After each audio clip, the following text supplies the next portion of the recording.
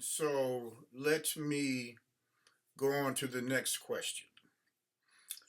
In the book, you mentioned the transition of when the music first started and then when it slowly started to spread around the world, and particularly to Europe and to the UK.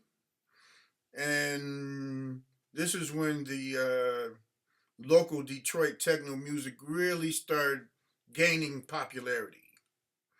And could you describe, in your opinion, describe that time period and and the eventual evolution of the things to come? Yeah, kind of playing off this idea of a black electronic folk music.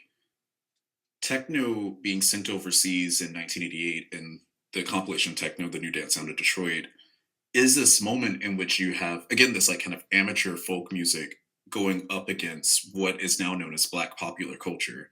And, I often think about the fact that you had people, when One Atkins was making this music, when, Kevin Saunderson and Derek May were releasing this music to the world for the first time under the name of techno, they were competing with people like Janet Jackson, who had Jimmy Jam and Terry Lewis producing, her tracks. So you had like Control and Rhythm Nation, which are aspects of techno if you look at the instrumentation of Jimmy Jam and Terry Lewis. And Control won Album of the Year the same year that Techno, the New Sound of Detroit came out. And so there's this moment where, again, this black youth folk music is being beaten by a major record industry in America and being exported over to Europe, where there is no established music industry at the time. And I would say it was immediately replicated in three places. In the UK in 1986, when the first Cybertron records were kind of sent over, there was a sort of replication of the music in tandem with the replication of house music that was being sent over as well.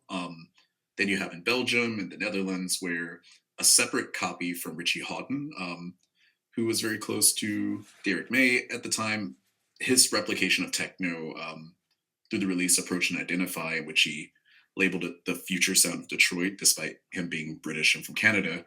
That Hmm. sound went over and defined the Belgian and Netherlands scenes. And then separately in Germany, particularly in Berlin, you have the X101 project from Underground Resistance, in which they helped launch the Tresor label with Dimitri Hegeman, but Jeff Mills's invention of minimal techno was not necessarily ascribed to him and became a format for what we now know to be Berlin techno. And this spreading, I kind of relate to this idea of jazz groove from Ishmael Reed's novel Mumbo Jumbo, in which jazz in the 1920s was an audio virus that was spreading across America as Black people were migrating. And I think of techno similarly as this like audio virus that gets up in white people's skin and makes them dance and kind of relieves, at least temporarily, or distracts temporarily, this unifying white supremacist perspective across the Euro American continents. Very good. So let me ask you this: Belleville 3, the truth or marketing ploy? I would definitely say marketing ploy. You know, I was an editor at the first electronic music or dance music magazine, Mixmag, for a while, and got to see, a bit behind the scenes of how, particularly these British magazines, use hype cycles as a way of hype cycles and marketing as a way to sell this idea of dance music as a separate category from the regular music industry. And I found this really interesting because, I mean, the Belleville Three, though Juan Atkins, Derek May, and Kevin Saunderson knew each other, if you go back to some of their original interviews, particularly with the magazine Music Technology, between the years of, I believe it's 1987 and 1989, the three of them all kind of admit that they didn't actually know each other that well.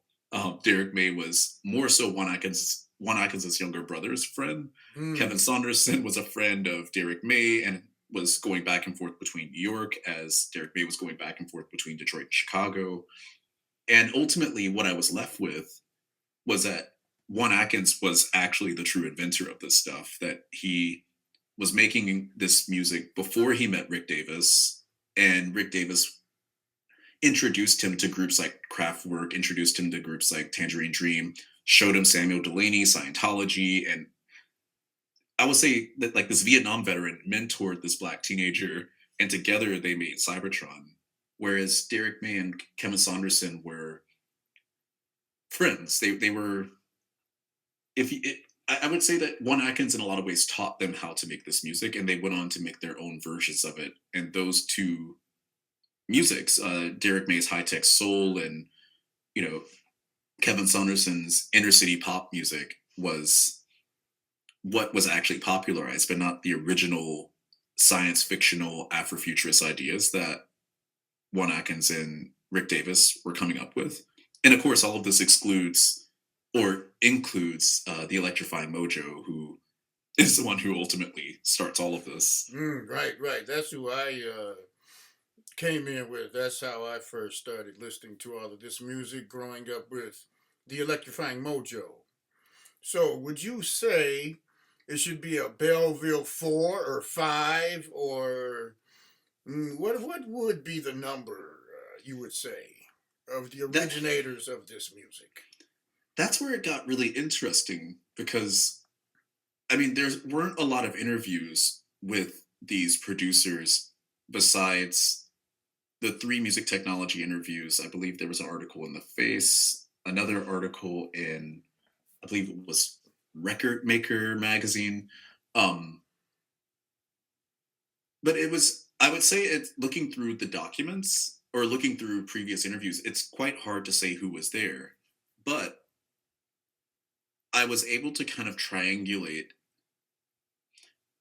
that. I would centralize it around Juan Atkins, but then you have people like James Pennington, the Suburban Knight, who composed quite a bit of inner cities music, Right. I don't think he gets a lot of credit for. No, I don't Um, believe he does. no, and I mean, even with like the Suburban Knight sound, this sort of Berghain four on the floor cavernous sound comes more from him than even Jeff Mills. And then you have Jeff Mills, actually, who seems to be, I kind of call him the Green Ranger of the group. He was the, yeah, he was kind of a villain, actually, from what I could see, who was tasked to take Electrifying Mojo off the air with his own show as the Wizard. And you have these competing voices. And then obviously you have Eddie Fowlkes, who was a friend of Derek May and Juan Atkins and had his own version of things. You had Blake Baxter, who was making these sort of Prince inspired techno tracks. And I think this is where things get really confusing for people because this idea of techno and this name of techno comes from Juan Atkins more or less exclusively. Mm. But then there's, from what I can see, there's a, actually Brian Eno has this idea of scenius, where a whole scene is the genius of a sound. And I think that's kind of what can be, how techno in Detroit can be described. I mean, you even have people like Mike Banks from Underground Resistance, who predates everyone in a lot of ways. He was studying under George Clinton at Motown and was like a mentor of George Clinton, which immediately ties Parliament Funkadelic to this techno story. And but that's what I found really interesting about it, was how it was this free flowing technological black music that was happening at the beginning of the information age, at the beginning of the Reaganomic era. But it was, ironically and kind of interestingly enough, it was this like 17, 18-year-old black kid, one, who is able to slap the name on it. And I think that's something that just infuriates people. I think it just makes people really mad to know that. And I mean, when I read The Third Wave, I was the same age that Juan Atkins was when he started making this music, which is why it touched me so much. Um, like, 30 years later, 30, 40 years later, I saw myself in this. And yeah, I mean, that's what inspired me to write this book, is to really figure out what happened and to think about this sort of black youthful ingenuity. Mm, mm. Yes, I agree. And how would this relate to later people hearing this music, being inspired, trying to create their own sounds? I know it happened throughout the UK with people like a guy called Gerald, and people like that. Please describe how it was sort of a virus and began to spread, and things like that. Please, if you can describe that. Yeah, I mean, techno is really interesting because it it reminds me of something like the invention of fire or the wheel, where it just, or particularly the invention of the light bulb, which, I mean, people would like to think that it was Thomas Edison, but there was a black man named Lewis Latimer who was behind him and Alexander Graham Bell who wrote the textbook on how to install the light bulb into cities like New York and Boston, and he wrote a textbook on it, and he worked with the government to install all of this. And that kind of relationship is how I would describe what happened to techno. Is that there's these, I would say that one Atkins was one piece of it, but then you have someone like a guy called Gerald who was coming from a completely different background, having gone to the Notting Hill um, Carnival as, a Jamaican, I guess, descendant black British person. But his discovering of acid house, his discovering of Derek May's music sparked something, and and suddenly you get tracks like Voodoo Ray, right? And even, I mean, I'll even say like the invention of jungle, which a guy called Gerald had a hand in, has this aspect of building on the infrastructure that Detroit put into place. So you have like, Fabio and Groove Rider of the Rage Parties in Manchester, where they're taking Kevin Saunderson's bass line from Just Another Chance, and then they take that bass line and then they put a break from the Winston brothers, like Amen break or Amen brother, and like they put it on top of the of Kevin Saunderson's bass, and you get this new genre of jungle that then speeds up into drum and bass, and there's a lot of, I don't know, again, it's just really interesting because I oftentimes say that it was stripped for parts like a car that's been carjacked, but at the same time you have people like a guy called Gerald and Fabio and Groove Rider and Goldie who are adding pieces onto it. And I would actually recommend to anyone listening and watching this, I would recommend the movie Last Angel of History as a way to make sense of how this virus spread and how it was able to recollate as a sort of Black Atlantic electronic music. Yes, yes, and